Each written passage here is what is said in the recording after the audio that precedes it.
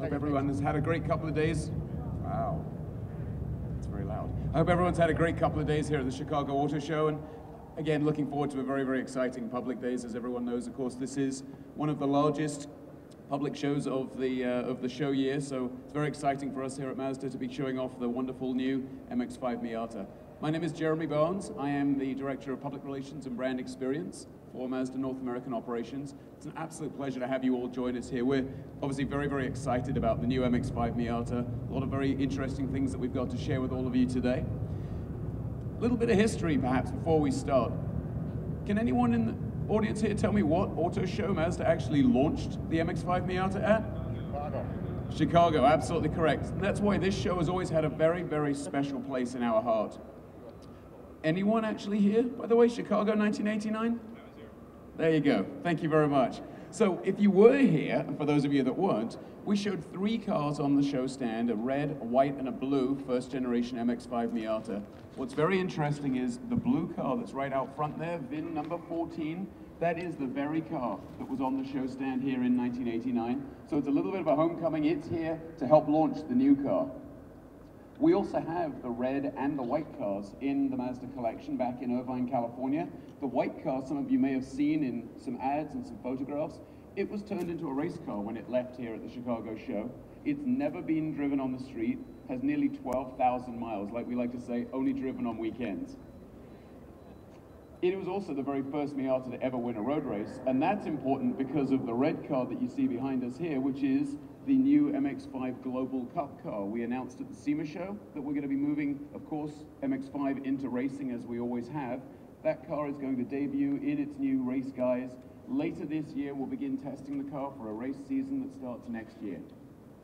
So, with no further ado, I'm going to get out of the way and we're going to start talking about the new MX-5 Miata. I would like to say when we finish here, those of you from the local MX-5 Miata clubs, I know there's a lot of you here, we thank you for joining us. If you'd all come forwards at the end of the announcement, what we'd like to do is get a photograph of all of you together with the new car. So I'm going to step out of the way. I'm going to invite Rod McLaughlin up here. Rod is the vehicle line manager for the MX-5 Miata, and he'll tell you a little bit more about the car. Rod? Thank you. Thank you. So my name is Rod McLaughlin, and it is my profound honor to be the vehicle line manager of the all-new 2016 Mazda MX-5 Miata. Now, before I talk about this car, I'd just like to ask a question. How many people here have actually driven an MX-5? Nice. And how many people have actually driven the first generation, like the blue one over there? Terrific. And as Jeremy mentioned, this car was introduced back in 1989. And in the 26 years since this car was introduced, there's something that's happened to almost every car in the auto industry. As amenities are added, as safety features are mandated, cars get a little bit heavier, they get a little bit larger, and then you need to apply more power to move that weight and mass around. A few more years passes, more mandates, more amenities, more features that we couldn't even conceive. You know, we didn't think about Bluetooth and things like that 25 years ago. So as more and more things are added to the car, they get larger and they get heavier. Well, we wanted to reverse that trend with this current vehicle, and we've done that in a couple of ways. The first is reducing the weight. Thanks to Skyactiv technology and Mazda's Gram strategy, we've managed to shave off 150 pounds from this particular vehicle. We've also made it shorter. This vehicle is now 4.1 inches shorter than the previous generation. But of that 4.1 inches, only about 20 millimeters is from the wheelbase. Most of it's from the front and the rear overhang. And what that does, is, in effect, is pushes the wheels further out towards the corners.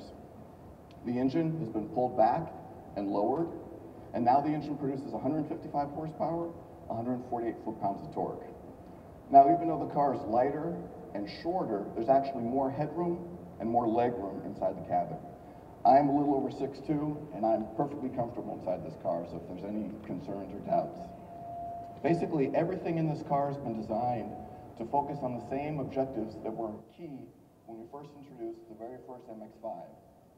It's got to be lightweight, it's got to be affordable, and most of all, it's got to be fun to drive. And we think we've accomplished that with this particular vehicle. Now, what we're introducing today are the accessories, starting with the aero kit. We have the front air dam, rear side sill extenders, rear lip spoiler, and the underskirt. Now, if you notice, the aero kit here is the same aero kit that's on the Cup car that we introduced in SEMA.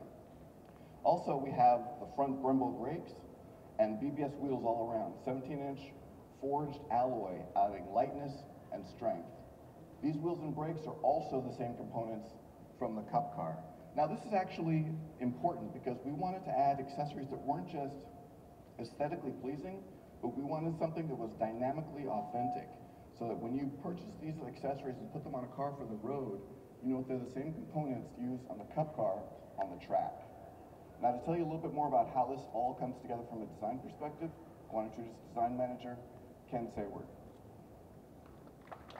Rod. Welcome, everybody. Well, we had the great honor at our design studio in California to work on the early generation of this car and the development of it, so we know everything it's about as far as overall design ideas. This is the latest interpretation of Kodo Design's Soul of Motion, and it proves that a design language can really stay true to its roots, but evolve for the next generation of our Roadster in its compact dimensions. It's all about proportions. When we talk about design, we talk about proportions and DNA. And this car has the same DNA as all of our products on the road today, but I think you'd agree it looks nothing like any Mazda. And part of that is when we say DNA, I think a lot of people use that term and throw it out there, but DNA is all about Mazda design. And when we talk DNA, we're speaking about the basic proportions of the car. As Rod mentioned, what we've done with the car is we've made it more compact. We've lowered the engine in the car and we've pushed it further back. What that's allowed us to do is to push the windshield further back, make the hood slightly longer, and give it that really classic front engine rear wheel drive proportion. We reduced the front and rear overhangs as well, and we pulled the fenders out. The car's slightly wider than the current car. Even though it looks more compact, it's got a much more substantial stance to it. It feels more planted on the road and a much more aggressive feel to the car. When we talk Kodo design, we start with proportion and then we talk line. And we're talking line, if you notice, there's really no hard creases on the car. There's some simple hard lines that diffuse into a nice soft forms and surfaces, but there's no real hard crisp lines running left to right on the car or across the car from wheelbase to wheel, from wheel to wheel. And so the idea for that is to get your eye to move from the front of the car to the rear. In the front of the car, obviously, we've got a very aggressive front end, very dynamic signature front end from Mazda. We've got the LED headlamps giving you a very distinct look of the car at night when it's coming down the road. As you move across the car, you've got this dynamic form coming over the hood, working its way into the body side. Again, all the lines kind of diffuse and form a surface in the back, creating a much tighter waist to the car, but wider wheels, giving it a really wide stance. On the interior, it's a very driver-focused cockpit, offering a much more open-air experience for the driver, providing greater visibility. We were able to do that by lowering the cowl point and the belt line as well, and it gives the basic car a very good overall feeling for visibility and performance. As well, by doing the body-colored door panels, it gives the driver and passenger a feeling of being one with the car, bringing the inside out. We call what we call interplay, and that's bringing the outside of the car into the interior. Now, a lot of this development of this car was done obviously in Irvine in Japan, but you know, we were really inspired by the enthusiasts for this car.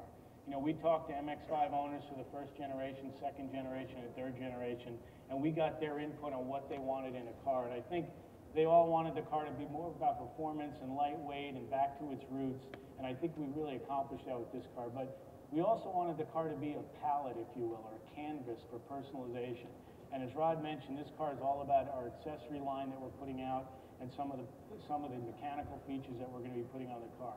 Our inspiration for this was not just the enthusiast, but also the car you see over to my left, the 2016 Global MX-5 Cup car. And what we wanted to do with this is we wanted to make the car a little bit more aggressive. The car has a very aggressive stance as it sits, but we wanted to enhance that. And so what we did is we have a 5-piece accessory aero kit, which is not only makes the car more aggressive looking, but also increases performance. We have a front air dam with 2 brake openings in the front. We've got the side sill extensions, the rear diffuser, and the rear lip spoiler as well. And again, these not only add more aggressive feel to the car, but they also give the car a little bit better performance and clean up the airflow around the car as well. On the mechanical side, we looked at how we can improve the car. Dynamically, the car's great. It handles well, it brakes well, but we wanted to enhance it a little bit. And so we worked with a partner, Brembo of Italy, to develop a brake package for the car. So this brake package actually increases the swept distance of the disc. We have 11-inch diameter discs. They're vented, they're cast iron, but they're at a high carbon content to help dissipate heat a little bit more than the stock package. As well, we partnered with BBS Wheels to develop a new wheel package for the car. These are the same size wheels as on the base 17-inch wheels. They're 17 by 7, but they have a much more aggressive offset than the stock wheel. And that allowed us to push the center of the wheel in a little bit and give us the opportunity to cover the larger brake calipers. So working with Brembo and working with BBS gave us an opportunity to really enhance the performance of the car and improve braking and improve the dynamics and steering and handling of the car as well. But the last thing I want to finish with is, obviously, when we go forward with this, we're really considering what the consumer is looking for in the car and how we can improve it from the standpoint of accessories. We've got a line of accessories here as well in this case behind you guys. One of the key things in there is we developed a luggage rack for the car. This was the luggage rack we started developing in our North American studios, and then we handed off to our European studios to finish development. The reason I call attention to it, luggage racks don't seem to be that exciting a thing, but in this case, this is a pure carbon fiber luggage rack. It offers a high strength to weight ratio. It weighs less than 20 ounces. And if you think about it, that's 2 Starbucks full Starbucks Venti cups. That's pretty light for a luggage rack. Again, it has a high strength to weight ratio, so it's got a lot of luggage capacity. You can put snowboards on it, you can put your luggage on it. It's removable, and it also comes with a center high mount stoplight as well. So it's basically a part you can add to the car, along with the rest of the accessories on the vehicle, the air dam, the spoilers, and the side sill extensions, as well as the brake kit and the Brembo wheels. So I urge you guys to take a look at some of the accessory items we've got in the case. We've got a few other really cool items in there as well. Take a look at that when you're done here today. That concludes my presentation. I just want to offer you guys the opportunity after this. We're going to be here for a while today. If you have any questions, any comments, any praise, we love praise if you guys want to give us praise. And then we'd like to also have the group of you Miata enthusiasts here for some photographs after the presentation. So thank you again for today's presentation and for being here today, and enjoy the rest of the show.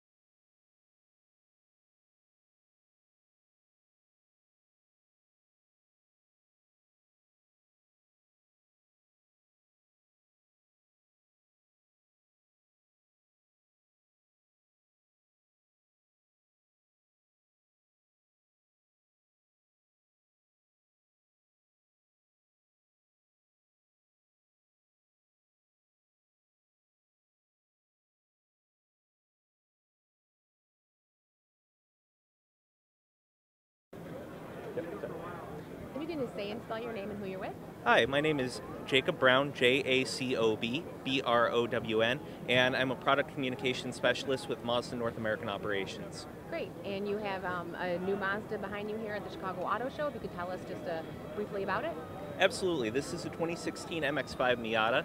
It's about 150 pounds lighter than the outgoing Miata. It's everything that customers have loved about the first generation, second generation, third generation, all distilled into a really core concept of back to the basics driving and pure fun.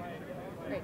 And you introduced the first Miata here at the Chicago Auto Show 26 years ago? Absolutely. At the Chicago Auto Show, one of the Miatas that we have actually over there was introduced 26 years ago at the Chicago Auto Show, along with a red one and a white one. That one, of course, is blue. And all three of them are in Mazda's collection over in Irvine, California. Great.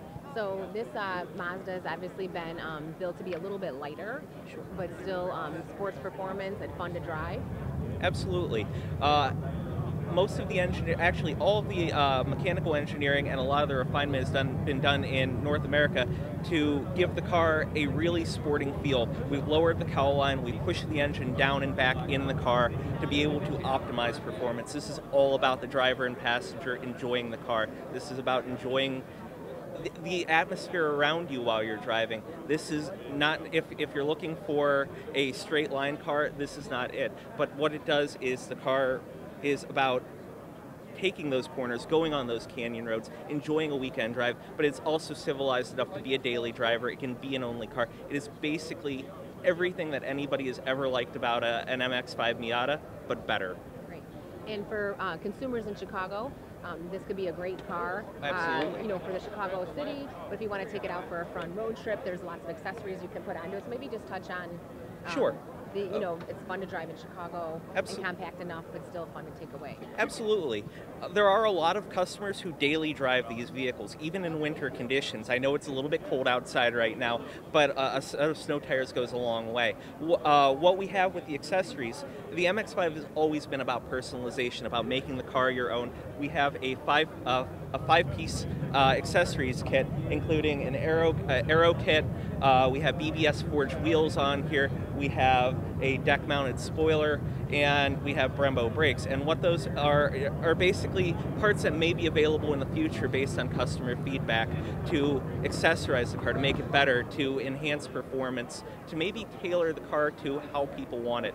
There are people who customize their cars, whether paint jobs, whether aero kits, whether engine performance. And this car really is a blank canvas. It's a great car as is, but what we're showing here is basically a blank canvas that maybe you can make the car a little bit more yours. Great. Okay. It's been a pleasure being at the Chicago Auto Show, and thank you very much. Thanks, Jacob. Okay, thanks so much, Jacob. I hope I did all right, because that was my first.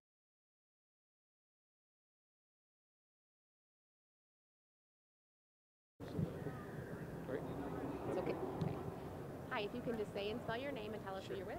Hi, I'm Ken Sayward. I'm Design Manager, Mazda R&D, Irvine, California. Name is spelled K-E-N-S-A-W-A-R-D. Great. And you're here at the Chicago Auto Show this year. You can tell us a little bit about the original Mazda Miata that you introduced. Sure. We're really excited to be here this year. Obviously, as you know, we introduced the MX-5 back here over 25 years ago, back in 1989 at the Chicago Auto Show.